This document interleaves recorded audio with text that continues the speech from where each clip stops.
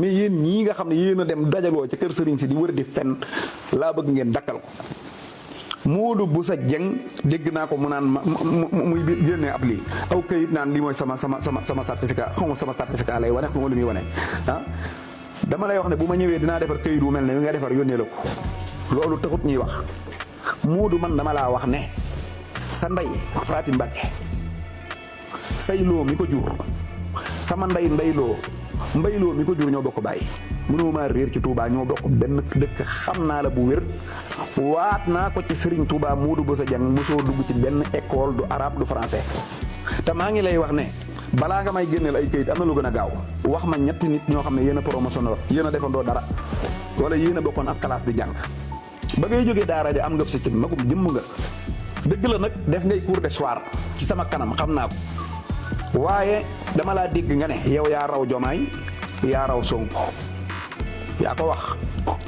ne da nga am mësta ci tubaab maa la dégg de maa la wax ne amoo mësta ci tubaab amoo mësta ci wolof amoo mësta ci naar amoo dara loo xam alxuraan daal jàng nga ko te mukkaloo boo waxee ne da nga am benn certificat ci fii ci Sénégal waxoo dëgg laa la wax te génneel ma certificat français ma porte la plainte parce que yi ngay def dafa yomb al jaami'um islami mustawa yow nee nga léegi yow ci ban branche nga amee doctorat lan doctorat ci lan nga am yow docteur bu déggut arabe déggut français sa français yi ngay wax di lok sa làmmiñ kenn xamul li ngay wax ñëpp xam nañ ne déggoo dara complexe doo nga la jàpp ak bëgg a naxaate ah ngay wër di tappaleen may wax mu naan ab docteur la mën naa ko wat ci sëñ Tuubaa boo ma waxee ñaar ñoo bokkal école ñoo jàngandool ñu ne maa ngi muudoo bokkoon ban yi ma ñëw jébbalu ci yow amooy taalibe amoo daaray alxuraan amoo màggal amooy jubóo ak say bokk am ngay bokk nag waaye jubóo ak ñoom jubóo ak dégg nga daara amoo ko coow rek ngay def ak wër di tappale Omar Diagne sax boo ko seetee moo la tane ndax moom fekkut sëñ Tuubaa mu koy utiliser yéen laa wax ñi may waxal nag xam naa leen Ceddo Murid Saadix yow laay waxal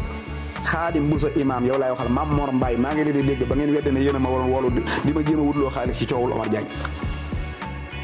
man nag li ma gëm te man koo waat mooy coowul Omar Diagne ku ma ci wutloo xaalis kon yow boo ko jekkoo wut ci xaalis